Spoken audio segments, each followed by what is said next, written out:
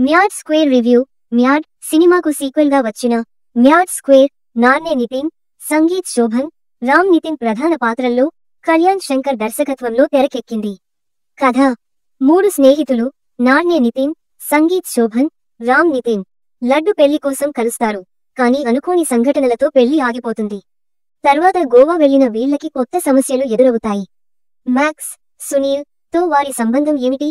Locket కోసం max ఏమి చేశాడు? చివరకు మ్యాడ్ బ్యాచ్ ఎలా బయటపడింది అనేదే కథ. ప్లస్ పాయింట్స్: ఫన్ ఎలిమెంట్స్, పెళ్లి సీక్వెన్స్, కామెడీ బాగా పనిచేశాయి.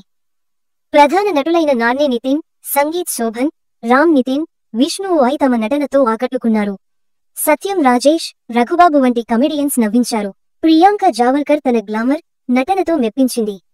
పీన్స్ సంగీతం, Sam Dutt cinematography highlight. Minus points: second half కొంత స్లోగా సాగుతుంది. కొన్ని సీన్లు కొత్తగా అనిపించవు. కామెడీ కొన్ని చోట్ల రొటీన్గా ఉంటుంది. లాజిక్ లేకుండా సిల్లీగా అనిపించే సన్నివేశాలు ఉన్నాయి. తీర్పు: మ్యాడ్ స్క్వేర్ యూత్ఫుల్ ఎంటర్టైనర్గా సరదాగా సాగుతుంది. మంచి కామెడీ, సరదా పాత్రలు ఆకట్టుకుంటాయి.